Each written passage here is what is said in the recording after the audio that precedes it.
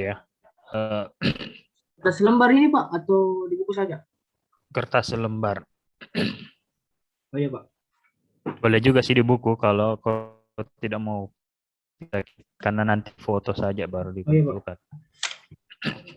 Oke, sudah ada? Kalau sudah ada, silakan tulis seperti yang saya gambar di sini. Jadi di kertas itu dibagi dua, satu tulis give one, satu tulis get one. Nah, untuk di sebelah kiri ini, bentar ya.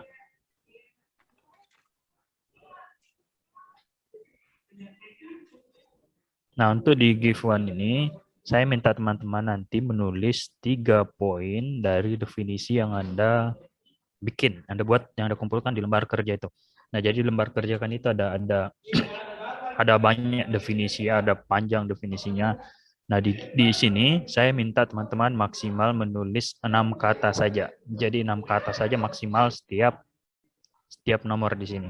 Nah, di misalnya kalau Anda punya penjelasan kebijakan publik adalah apa yang diputuskan atau tidak diputuskan pemerintah untuk dilakukan. Itu ada berapa kalimat, berapa kata itu. Kebijakan publik adalah apa yang diputuskan pemerintah untuk dilakukan dan tidak dilakukan. Itu ada sekitar 13 kata. Saya minta teman-teman membuat itu, menyederhanakannya menjadi 6 kata. Gimana caranya? Ya paling sederhana, silahkan dihapus kebijakan publik adalah, itu sudah hilang 3 kata.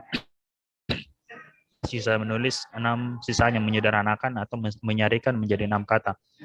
Jadi boleh misalnya sesuatu yang sesuatu yang dilakukan pemerintah, itu kan sudah 6 kata.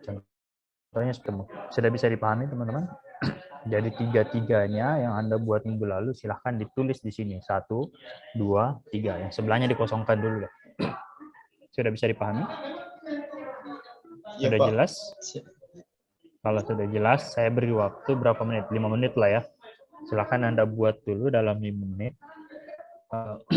Dan silakan raise hand yang sudah selesai, supaya saya bisa melihat ada berapa yang sudah selesai. Silakan ya, saya beri waktu, jam saya 1.24. Jadi kita 1.29 harusnya sudah selesai semua. Silakan dikerjakan dulu. Nanti saya akan minta teman-teman foto hasil kerjanya dan nanti akan dikumpulkan di e-learning kita. Masih ada yang bermasalah e-learningnya?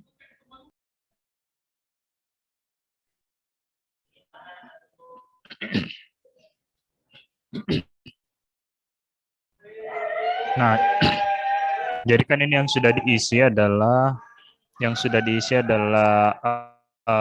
Anisi tadi dan menyarikan 6 kata. Jadi setiap orang tadi, tunggu dulu, jelas jenis suara apa nih? Jelas, Pak. Yep. Oke, jadi setiap orang kan sekarang kan ya, kan sudah punya 1, 2, 3 di sini ya, di give one ini. Nah, setelah itu langsung membagi secara otomatis dan akan dibagi sendiri oleh Zoom-nya ke kelompok Anda. Jadi Anda akan sebentar di tahap pertama ini akan Anda akan outroom yang terdiri dari 2 sampai 3 orang, bisa jadi 2, bisa jadi seperti apa. Nah, tugas Anda di breakout room itu silahkan masing-masing diskusikan. Misalnya nih ya, saya lihat dulu siapa nih. Esa ya, satu room. Faisal dan Esa gantian membacakan apa kesimpulannya di give one itu. Apa yang Anda tulis 1, ditulis 2, ditulis di ketiga. Nah, kalau ada yang berbeda di antara kalian, silahkan tulis 1 saja di sini. Esa tadi ya, ada yang dari Faisal. Setelah itu tulis dalam kurung Faisal nama orang di mana dapat nasi itu. Sudah jelas? Oh iya, Pak. Sudah Pak. Oke. Sebentar ya. Setelah ini dulu saya bagi room dulu. Kita ada 22 hari ini. Jadi sekarang jadi 21 orang. Saya bagi 10 room saja. Dan begini ya, kalau ada satu kelompok yang tidak ada temannya misalnya, maka dikosongkan saja nanti di bagiannya. Waktu kita cuma 3 menit ya untuk menyelesaikan itu. Oke, mengerti teman-teman sekalian. Mengerti, Saya Pak. bagi roomnya. Silahkan gabung di roomnya.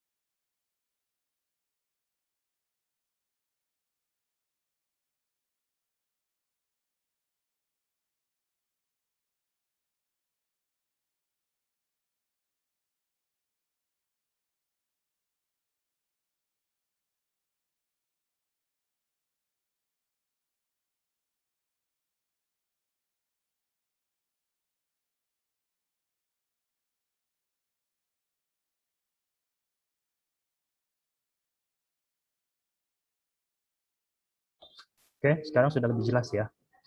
Saya bagi ulang kembali. Silahkan dimulai tahap ketiga, waktunya sama 5 menit, 3 menit.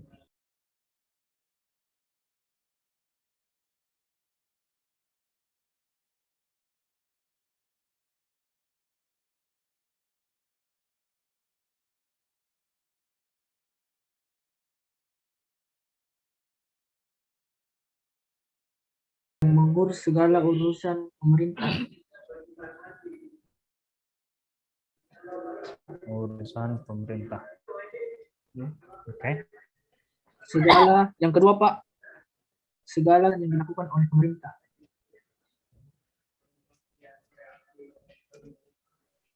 Oke. Yang ketiga Pak, salah satu dimensi pokok dalam ilmu praktik administrasi.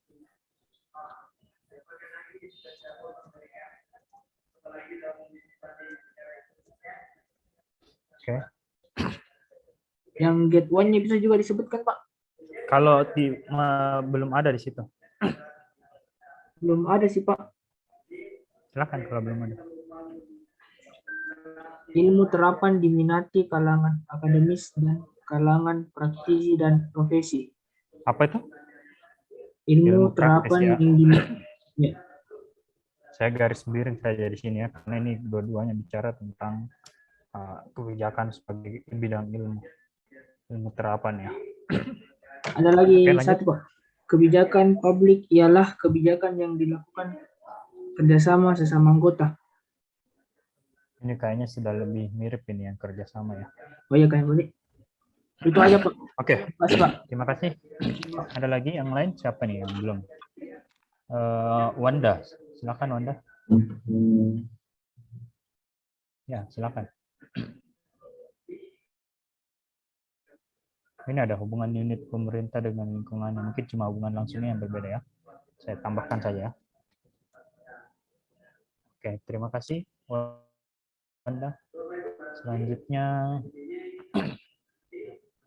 Ratna Sari, Fahmi. Silakan Fahmi. Iya Pak, kalau saya saat ini Pak, Apa itu? produk, peran dan fungsi dalam administrasi.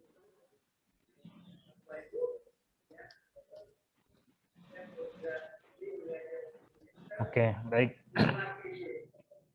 Terima kasih ya. Tadi Fahmi, saya turunkan dulu lower hand dulu yang sudah ya. Fahmi juga sudah. Selanjutnya Ratna Sari, silakan Ratna Sari. Kalau saya satu Pak di bagian givewan yang berpartisipasi pada peran. Berpartisipasi ya. Apa itu? Di bagian givewan Pak. Sembarang ya, ini bukan givewan sama get one. Pada peran. pada peran, Ada? proses, Hmm. dan struktur politik. Oke. Sudah? Iya, Pak. Oke, terima kasih Ratnasari. Lanjut. Sisa 2 ini. Andi Alda Fitriani Amran. Silakan. Cuma satu, Pak. Apa itu? Usaha yang bertujuan bagi kepentingan masyarakat. Usaha bagi kepentingan masyarakat ya. Saya kira ini agak mirip dengan aktivitas dan tujuan terarah ya. Oke, terima kasih. Siapa tadi? Andi Alda ya. Terakhir, Rivaldi silakan. Ya, Pak. Saya ada satu yang tidak sama, Pak. Itu keputusan aktor politik untuk suatu tujuan. Keputusan ya, aktor politik. Oke.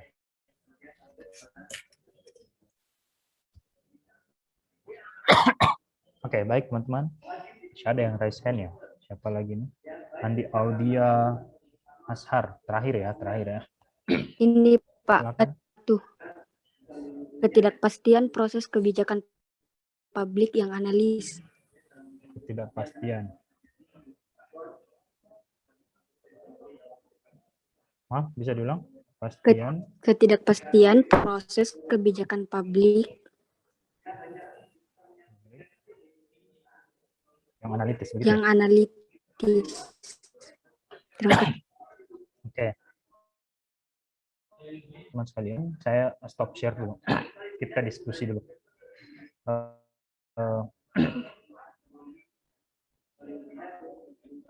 Kalau saya suruh mendefinisikan ini, apa definisi dari ini? Apa ini kira-kira? Kelihatan tadi? Minyak kayu putih, Pak. Keplang. Oke. Kalau Anda saya suruh definisikan, apa itu minyak kayu putih? Saya, Ada Pak. yang bisa jawab? Saya, Pak. Bentar, siapa tadi? Yes, Minyak angin, obat kembung, apalagi? Aromaterapi, Pak. Apalagi? Kan Apa? Melegakan pernapasan, Pak. Melegakan san ya. Oke, bentar ya. Itu, silakan Anda ingat-ingat jawabannya. Sekarang saya kasih satu lagi ya.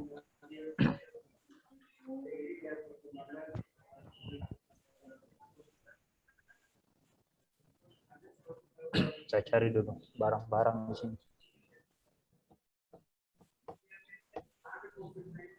Ini mau pale. Ini apa nih? gelas. Untuk minum Boleh dikasih Oh, satu-satu ada. ya? Satu-satu supaya tertib. Raise hand dulu supaya saya tunjuk, supaya kita bisa dengar. Saya ke Nurul Hanifah dulu deh, Nurul Hanifah. Nah, ini suara baru. Apa yang tadi saya tunjukkan? Menampung air, Pak. Menampung air. Apakah semua yang menampung air itu adalah gelas? Tidak, Pak. Oke, jadi ini apa ini? Gelas. Ini apa ini? Iya, kita tahu gelas, maksud saya bagaimana kita mendefinisikan gelas ini. Saya ke yang belum pernah ya. Ambrian. Minum, Pak. Ya, gimana? Minum. Wadah untuk minum ya. Ini wadah untuk minum. Begitu. Kalau saya taruh pulpen di sini, apa masih gelas namanya? Masih, Pak. Jadi tidak selamanya untuk minum satu ya. Amira, silakan. Tempat air. Tempat air kan tadi tidak semua itu merupakan tempat air ya. Sari, silakan. Baguna. Gimana? Baguna. Kok bisa jadi barang serbaguna? Oke. kira sampai di situ dulu. Kenapa saya harus kenapa saya tanyakan itu? Karena teman-teman minggu lalu proses kita adalah mendefinisikan kebijakan publik, dan teman-teman itu mengambil, saya kira ya wajar lah, saya kira teman-teman mahasiswa baru mengambil begitu saja apa buku, apa yang ada di internet, apa yang ada di, tapi kan kemarin saya minta yang buku atau jurnal begitu ya. Nah, kenapa tadi saya mesti memberikan ini minyak putih gelas definisi? Nah, nanti teman-teman insya Allah akan pelajari ini di dasar-dasar logika, bagaimana caranya menyusun definisi. Tapi kalau kita ditanya apa itu definisi, tadi yang paling banyak menjelaskan apa itu definisi, apa itu gelas, alat untuk minum, apa itu minyak kayu putih untuk menghangatkan, untuk aromaterapi. Jadi salah satu cara orang mendefinisikan kebijakan publik adalah melalui fungsinya, begitu ya. Jadi ya nanti di sini kita akan lihat bahwa ada beberapa definisi itu disusun dengan mengungsi dari kebijakan itu. Itu satu hal ya. Terus yang kedua, ada yang mendefinisikan misalnya ini kan tadi gelas ya, tapi gelas ini beda dengan gelas lain. Karena ada banyak jenis gelas ya. Memiliki pegangan, Pak. Nah, oke, memiliki pegangan. Ada 2 gelas ini. Masih aktif video ini, Kak? Masih, Pak. Kau bisa lihat ini bedanya. Bedanya ini 2. Beda dari Sama-sama bahan, gelas Pak, dulu. dan pegangan. Oke. Jadi satu dari bentuk, satu dari pegangan begitu ya. Sama minyak kayu putih. Minyak kayu putih kan juga orang bisa mendefinisikan bahwa itu adalah minyak. Jadi dia merujuk ke barang apa lagi istilahnya itu kalau di definisi. Jadi satu tingkat di atasnya barang ini kan minyak kayu putih, tapi ini juga adalah minyak begitu ya. Jadi ada juga menjelaskan bahwa minyak yang berasal dari kayu diproses misalnya dengan proses penyulingan dan seterusnya. Jadi ada juga yang menjelaskan definisi itu dari segi apa lagi namanya? Dari segi material. Ada yang menjelaskan dari segi unsur pembentuk, ada yang menjelaskan dari segi kategorinya, dan ada yang menjelaskan segi prosesnya, proses pembuatannya begitu ya. Jadi ya kita kalau ini salah satu sebenarnya hasanah dari ilmu pengetahuan yang teman-teman mesti biasakan. Di ilmu sosial memang modelnya seperti itu. Begitu kita jelaskan apa itu kebijakan publik, itu muncul banyak sekali. Di sini saja ada berapa nih? 1, 2, 3, 4, 5, 6. Ada lebih dari 10 di sini. Bisa sampai 20 makna kebijakan di sini yang kita temukan. Sama dengan kebijakan publik. Kalau tadi beberapa poin, mungkin teman-teman yang kalau saya miringkan seperti ini, akan beda caranya mendefinisikan dengan yang melihat dari samping, melihat dari atas begitu. Nah, fenomena dalam ilmu sosial juga seperti itu. Mungkin yang melihat dan mungkin akan bilang bahwa minyak kayu putih itu begitu dilihat dari samping ya modelnya lonjong begitu ya. Ada yang tidak teratur, kalau dari bawah ya mirip soalnya. Seperti itu. Jadi kita dalam ilmu sosial punya karakteristik seperti itu karena dinamika kan sangat kompleks sekali. Kita baru bicara kebijakan sebagai satu poin ya, tapi di hal lain mungkin akan kelihatan. Anda akan belajar nanti birokrasi, Anda akan belajar perencanaan dan seterusnya selama perkuliahan, dan itu satu hal yang Anda akan menemukan banyak sekali definisi. Dan kita ternyata pada hari ini itu bisa menemukan banyak sekali definisi. Ada yang menyebut pilihan pemerintah, kebijakan pemerintah, dan seterusnya sampai keputusan aktor politik. Tunjukkan satu hal ke teman-teman sekalian, nanti kita coba bandingkan, lihat. Ini masih kelihatan di PowerPoint itu, no? Masih, Pak. Masih, Pak. Nah, kita lihat pada tahun 1984 ternyata ada ahli kebijakan publik, ada ahli yang mengkategorisasi, namanya Hopwood dan Gunn pada tahun 1984. Dia coba lihat ragam makna dari kebijakan publik apa-apa saja sih. Ketika orang bilang kebijakan publik, yang mana sih itu kebijakan publik, yang mana yang dimaksud dari kebijakan publik.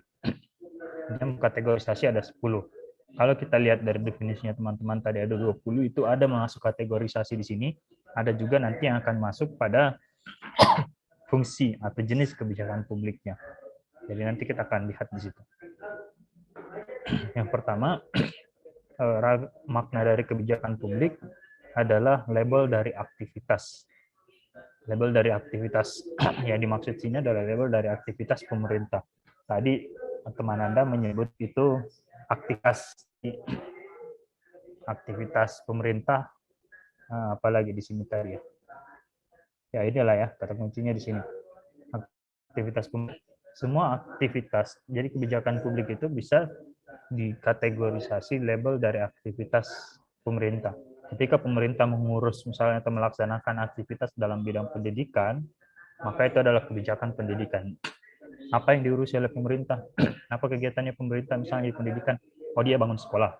Oh, dia subsidi anak-anak sekolah. Dia kasih bantuan baju, pakaian, buku, dan lain-lain anak sekolah. Kan itu.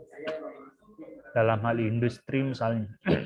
Apa yang dilakukan pemerintah dalam hal industri? Dia atur misalnya supaya industri itu bisa bersaing secara sehat.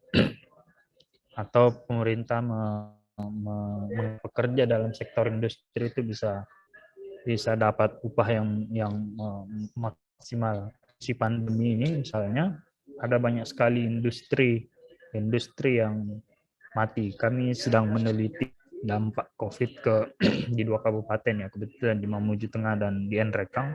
Itu ada kecenderungan industri-industri pengolahan itu mengalami penurunan pertumbuhan ekonomi. Jadi merugilah rata-rata tutup. Gulung tikar istilahnya ya. Nah, sehingga pemerintah turun tangan dalam banyak bentuk. Mungkin ada yang kasih bantuan, ada yang kasih penyuluhan, ada yang dia bisa beradaptasi dengan teknologi industri. Begitu ya. Nah, jadi ketika pemerintah melaksanakan itu, maka itu adalah termasuk dari kebijakan proses. Kita akan lihat, mungkin dia akan masuk implementasi, ada yang masuk karena ada yang masuk dalam ranah formulasi atau perumusan kebijakan. Itu istilah-istilah itu yang akan kita bahas nanti sampai akhir semester.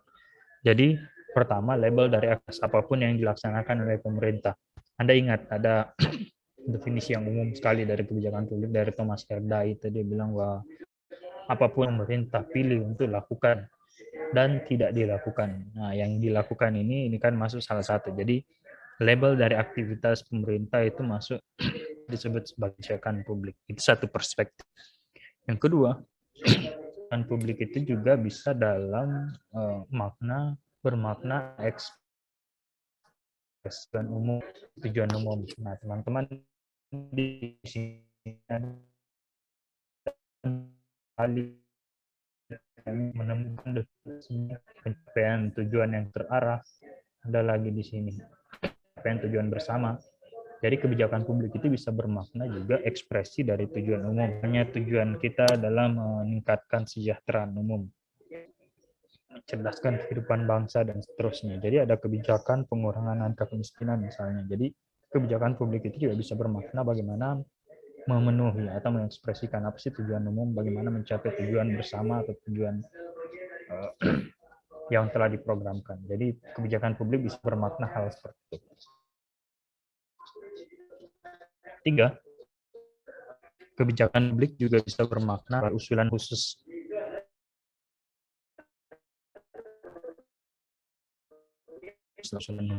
Nah, salah satu pengurangan subsidi BBM.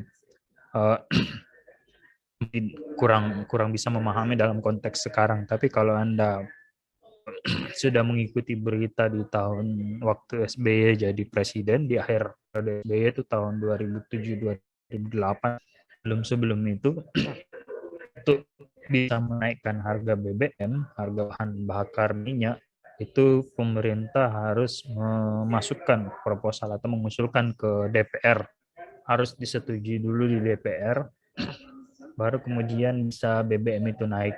Nah, di akhir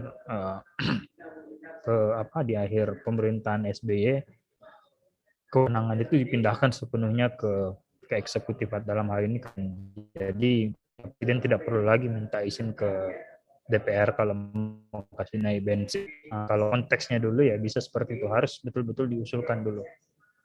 Nah, ini juga bisa berarti apalagi kayak membantu pemerintah bisa mengusulkan kebijakan-kebijakan tertentu ke presiden untuk disusun, dan itu biasanya kan butuh kajian konsep, butuh naskah akademik minimal ya kalau dalam kebijakan publik itu dalam bentuk proposal kebijakan. Jadi kebijakan publik juga bisa dalam usulan hal-hal tertentu yang sifatnya spesifik gitu ya. Nah, keempat, kebijakan publik juga bisa bermakna yang diputuskan oleh pemerintah. Apapun bentuk peraturan, ada Kepres, Kepmen, Kepres tidak ya, keputusan menteri, keputusan bupati dan seterusnya. Jadi keputusan pemerintah itu juga bisa berarti kebijakan publik juga bisa berarti keputusan pemerintah. Kalau saya tidak salah ada juga teman Anda tadi yang menyebut ini. Nah, politik itu kan bagian dari pemerintah. Kebijakan oleh pejabat pemerintah, dalam hal ini presiden, menteri, bupati. Jadi kebijakan publik juga bisa bermakna keputusan pemerintah. Yang kelima, boleh juga pengesahan formal. Contohnya misalnya keputusan DPR, dia mengesahkan siapa-siapa saja yang di fraksi, atau ketua DPR menetapkan hal-hal tertentu yang berkaitan atau menjadi penafsiran dari Undang-Undang Dasar. Itu ya. Jadi pengesahan formal juga bisa surat keputusan misalnya. Surat keputusan saya misalnya diangkat, ditugaskan atau diberi tugas jadi ya, meskipun itu SK-nya diberikan secara saya yang dikatakan, pengesahan itu memberikan saya kekuasaan secara legal untuk mengambil keputusan yang terkait dengan urusan program studi. Seperti itu. Jadi pengesahan formal juga bisa berarti surat keputusan. Nah, poin ke-6, ini juga ada yang tadi teman Anda menyebutkan ya. Kebijakan publik itu juga bisa bermakna sebagai program. Tadi ada 2 kali salah disebutkannya. Oh, ada 1 ya. Program pencapaian tujuan. Jadi tidak harus sebenarnya semua program pemerintah itu bisa dianggap sebagai kebijakan publik. Contohnya misalnya pemberdayaan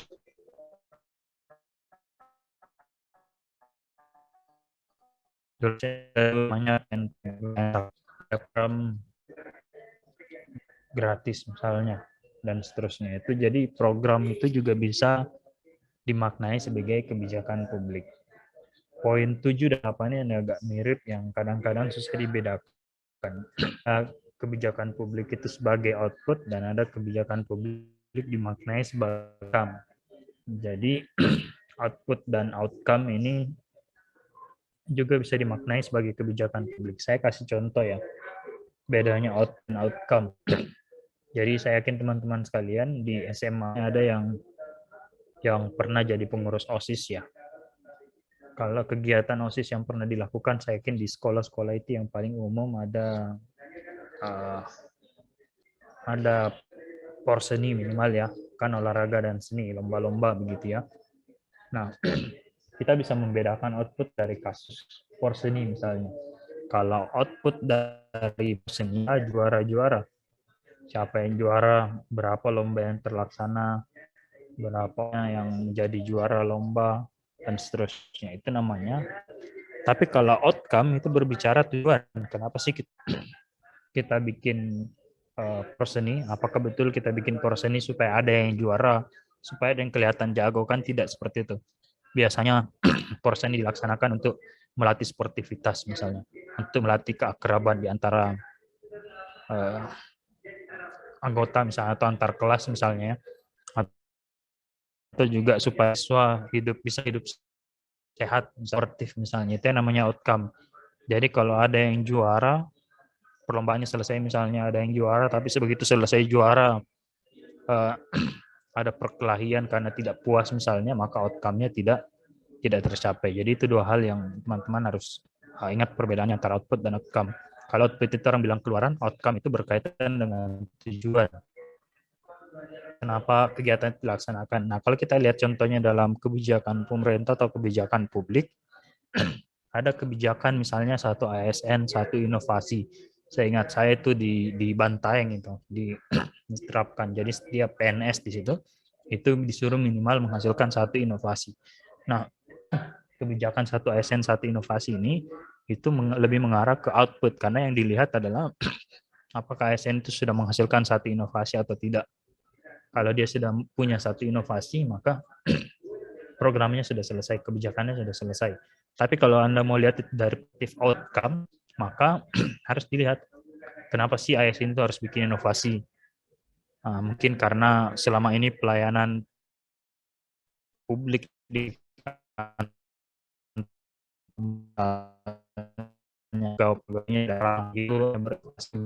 mudah misalnya, masyarakat lebih gampang mengaksesnya misalnya. Nah, itu lebih ke outcome. Jadi tidak hanya selesai sampai ada inovasinya, tapi juga melihat apa tujuan inovasi itu dibikin, apa dampaknya dari inovasi. Tadi kayaknya ada deh yang nulis di sini dampak ya. Di bagian mana ya tadi yang nulis dampak itu? Nah ini, upaya yang memiliki dampak yang lebih besar begitu ya.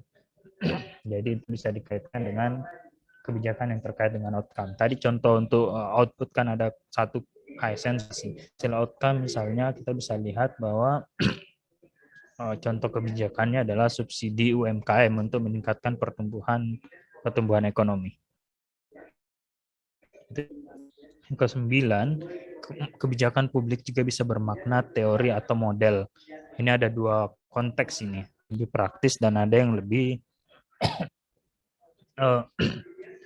teoritis lah, lebih konseptual.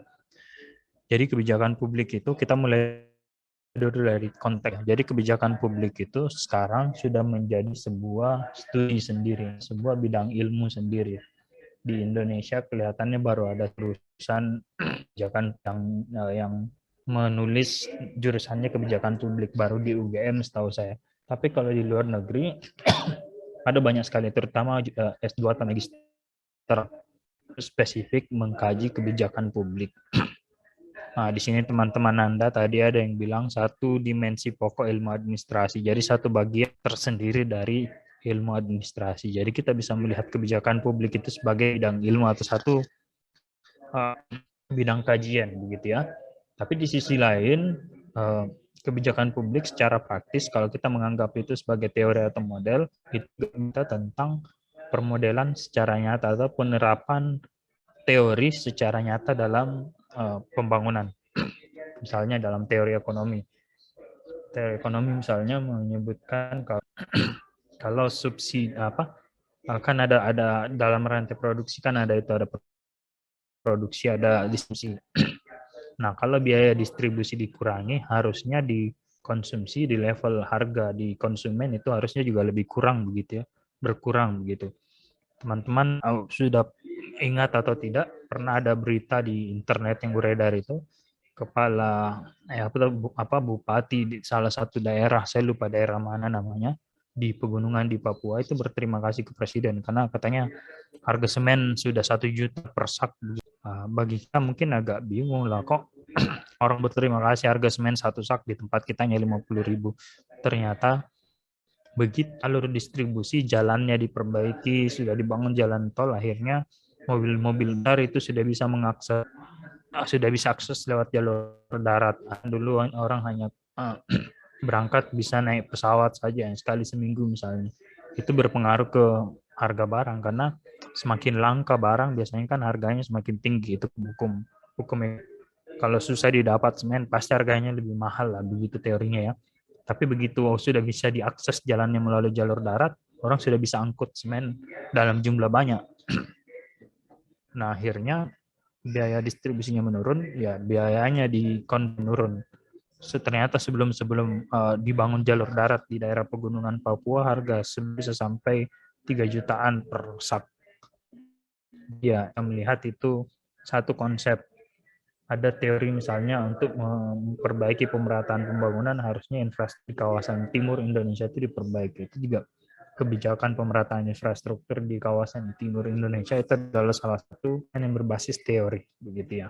Dan terakhir ada kebijakan publik juga bisa dimaknai sebagai proses ada kebijakan sampai pada evaluasi kebijakan. Ini akan kita bahas sendiri nanti di saat khusus, karena nanti akan ada satu pertemuan yang membahas siklus kebijakan. Siklus itu juga akan dijabarkan setiap pertemuan. Akan ada perumusan, formulasi sendiri, agenda setting sendiri, implementasi sendiri, sampai evaluasi. Jadi kebijakan publik itu juga bisa dilihat di segi proses. Nah, ternyata teman-teman sekalian, sebagian besar hal yang kita ternyata itu sudah diidentifikasi, sudah pernah diidentifikasi oleh Hawkwood dan Gunn. Tapi kenapa tetap saya minta teman-teman untuk melakukan? Kenapa saya tidak jelaskan saja dari awal langsung supaya Anda tinggal baca saja, tidak perlu proses-proses mencari. Ya, saya kira pertemuan kita dalam 2-3 hari ke belakang ini, pertemuan mulai dari minggu lalu misalnya Anda mencari sendiri definisi, lalu kemudian Anda membahasakan itu pakai bahasa sendiri, itu sebenarnya membiasakan, menunjukkan bahwa teman-teman juga bisa bikin hal seperti ini. Kita juga bisa bikin hal seperti ini. Kalau di tahun lebih dari sini, ini ada 20, meskipun tadi 20 masih bisa disarikan, paling kita bisa ketemu 15 makna kebijakan publik. Kita bisa menulis ini, kita bisa mengkategorisasi ini menjadi teori sendiri. Nah, yang saya mau tunjukkan sebetulnya, saya mau biasakan biar aktif selama 2 pertemuan ini adalah teman-teman sekalian harus belajar mencari sendiri, meramu sendiri, dan ternyata kita bisa melakukan hal yang sama seperti oleh ilmuwan tadi, Hawkwood dan Gunn tadi. Ya, bedanya adalah mereka melakukan itu setelah sarjana, setelah banyak mengkaji. Kalau kita teman masih mahasiswa baru, ini adalah pencapaian yang luar biasa yang kita bisa capai. Dan yang kedua, saya kira yang paling salah satu keterampilan yang paling dibutuhkan di abad 21 adalah keterampilan menjadi pembelajar. Teman-teman harus belajar sendiri, harus membiasakan mencari, mengolah, dan memverifikasi informasi secara mandiri. Karena kita bisa lihatlah, 1984 mereka hanya menemukan 10 jenis publik. Hari ini kita bisa mengidentifikasi sampai 15. Mungkin akan bertambah banyak lagi, kita lebih banyak lagi, begitu ya. Artinya apa? Ilmu itu bisa dinamis. Hari ini kalau kita hafal saja, saya sampaikan saja tadi yang 10 itu, mungkin kita terbatas di situ saja pengetahuan. Tapi karena kita membiasakan mencari secara luas, secara mandiri, maka kita bisa menyusun sendiri. Kita akan mudah beradaptasi ketika ada teori-teori baru, begitu ya. Nah, saya kira di sini tadi kita baru mengidentifikasi 10. Di tahap selanjutnya kita akan masuk ke materi tentang apa lagi namanya? Materi jenis kebijakan publik. Ada 4 jenis kebijakan publik, tapi sekali lagi saya tidak akan menjelaskan secara langsung. Saya akan membiarkan teman-teman sekalian untuk mencari terlebih dahulu materinya, mendiskusikan terlebih dahulu materinya, lalu kemudian kita akan membahas bersama. Saya sudah sampaikan kepada teman-teman sekalian di pertemuan 1 bahwa model mengajar saya ya seperti ini, teman-teman yang lebih aktif dalam dalam berdiskusi. Bentar ya, saya bagi dulu.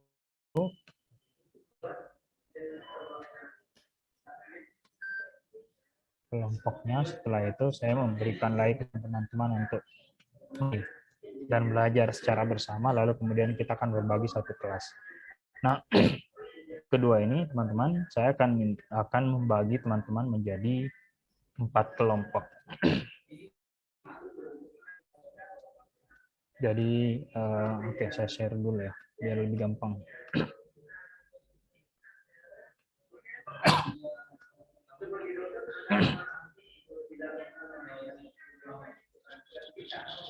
Nah, mudah-mudahan sudah kelihatan ya.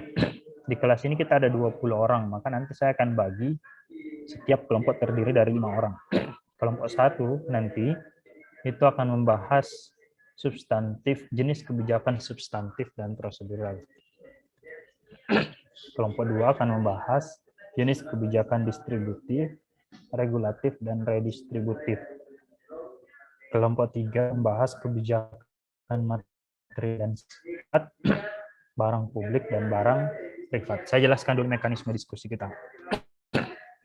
Diskusi kita nih metodenya adalah gallery walk.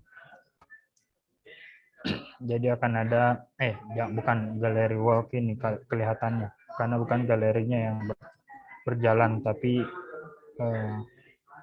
apa istilahnya, World Cafe kalau tidak salah, kafe dunia lah, kan Anda akan berkeliling-keliling di dunia.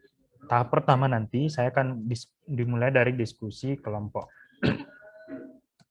selama 10 menit. Jadi saya akan bagi Anda nanti dalam 4 kelompok, masing-masing kelompok terdiri dari 5 orang.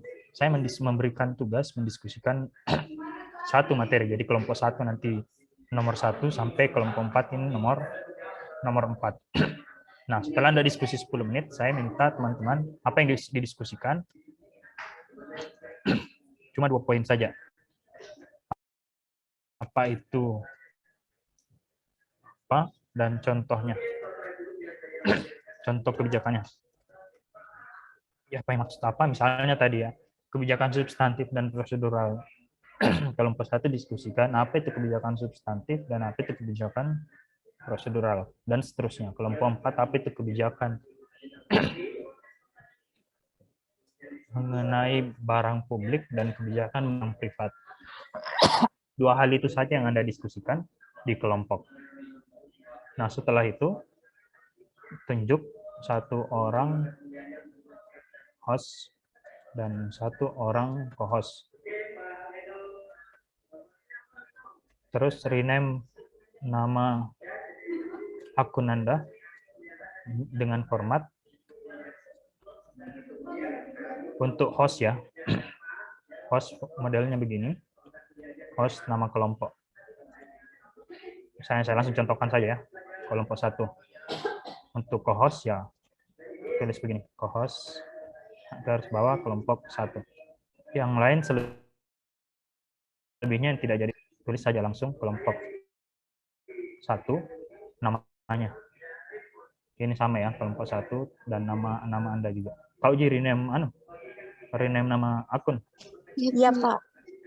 Oke, maka nanti di rename semua ya. Jadi kelompok 1 ya 1. Jadi akan ada setelah kita merename seperti ini, begitu waktunya selesai 10 menit, kita akan kembali ke room utama. Nah, setelah itu saya akan mempersilahkan teman-teman memilih. Saya tulis saja nih selanjutnya.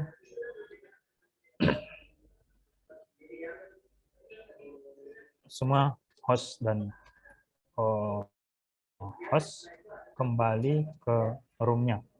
Jadi host dan co-host kelompok 1 misalnya masuk nanti ke room kelompok 1, sampai host dan co-host kelompok 4 kembali ke room-nya. Selain host dan co-host itu, kita akan berkeliling. Jadi 3 orang misalnya tersisa berkeliling. Di tahap sebanyak 3 tahap. Di tahap pertama misalnya, 1 anggota kelompok 1 ke kelompok 2. Kelompok 2 ke kelompok 3, ke room 3 ya. Kelompok 3 ke room 4 dan kelompok 4 ke room 1. Nah, begitu selesai tahap 2, selanjutnya kelompok 2 ke kelompok 4, kelompok 3 ke kelompok 1, kelompok 4 ke kelompok 2. Sampai 3 tahap selesai. Jadi setelah itu tahap akhir nanti kembali ke kelompok.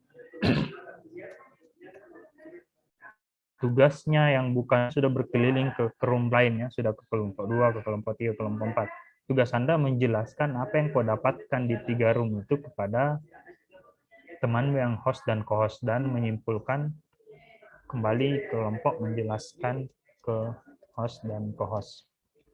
Setelah itu buat PPT kesimpulan. PowerPoint kesimpulan kelompok apa yang Anda dapatkan dari kelompok itu. Sampai di sini teman-teman sekalian sudah ada gambaran? Sudah tahu apa yang akan kita lakukan? Sudah ya? Oke. Silakan dicatat. Tadi sudah dicatat ya, atau begini. Sebentar saya akan berkeliling ke room-room untuk mengingatkan kembali temanya. Saya beri room dulu, langsung bagi kelompok kalau begitu. Begitu masuk di kelompok, silakan nanti teman-teman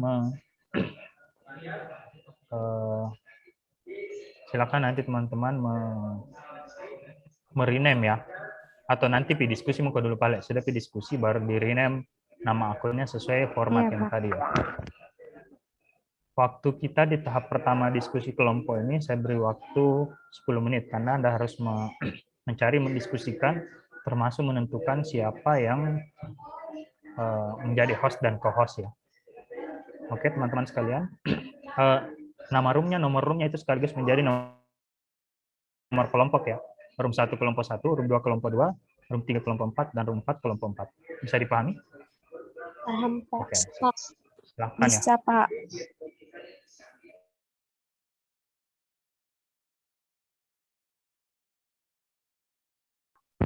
Oke, baiklah nanti saya bikin Google Classroom saja langsung ya. Kita upload di situ nanti tugasnya. Sama akhirnya tugas minggu lalu juga dikumpulkan di situ nanti ya. Upload ulang saja nah. Iya, Pak. Oke, teman-teman, kita sisa 3 menit. Saya mau menunjuk satu orang saja secara acak ya. Saya mulai dari perwakilan kelompok 4 dulu ya. Kelompok 4 ada Nurul Hanifah. Mana Nurul Hanifah? Mana Nurul Hanifah?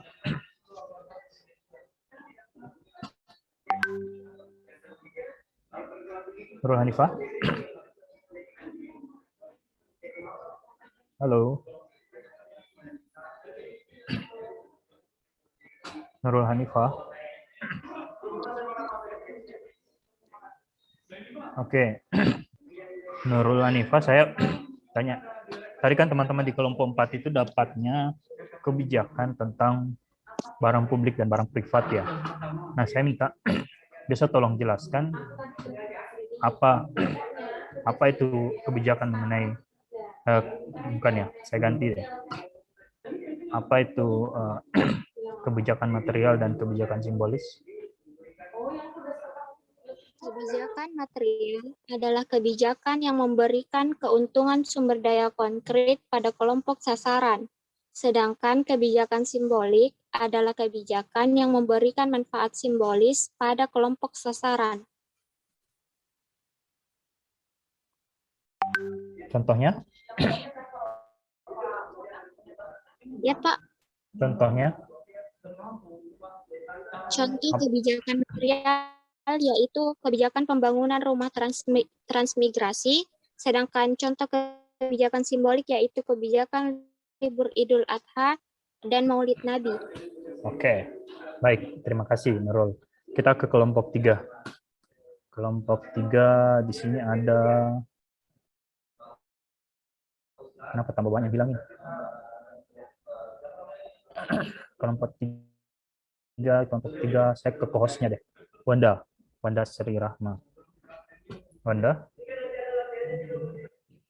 boleh tolong dijelaskan kebijakan distributif, regulatif, dan redistributif?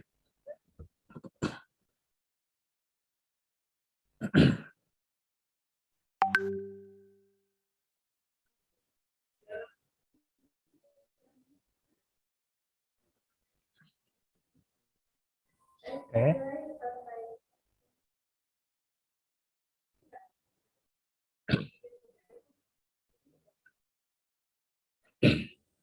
Oke, itu distributif ya. Ya.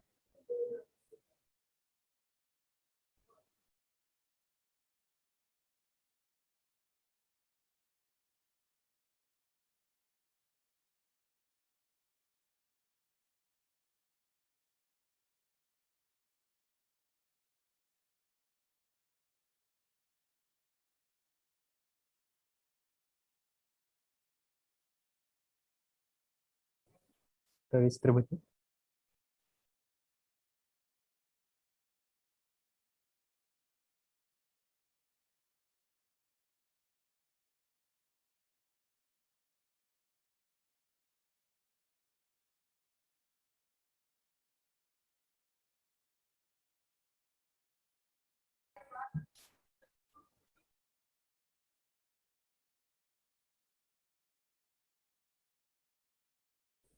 Oke, baik kita dua dulu ya. Saya kasih contoh saja nanti di besok ya, jadwalnya kita jam 9.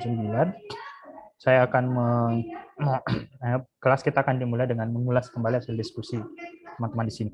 Dan ingat, mungkin akan ada contoh. Saya akan minta contoh yang lain dari yang teman-teman sudah tuliskan. Oke, waktu kita sudah lewat 1 menit. Saya persilakan teman-teman. Saya tunggu PowerPoint-nya hari ini ya. Jangan lewat hari ini, sebentar malam. Kalau selesai sekarang yang dia boleh sekarang ya. Ya perlu desain yang penting, tulisannya yang penting. Tidak perlu mau tambah-tambah dan seterusnya. Oke, Pak, saya dipahami? Bisa, Pak. Oke, terima kasih teman-teman atas perhatiannya. Saya akhiri. Assalamualaikum warahmatullahi wabarakatuh. Waalaikumsalam warahmatullahi wabarakatuh. Terima kasih, Pak. Oke, silakan. Terima kasih, Bapak. Oke.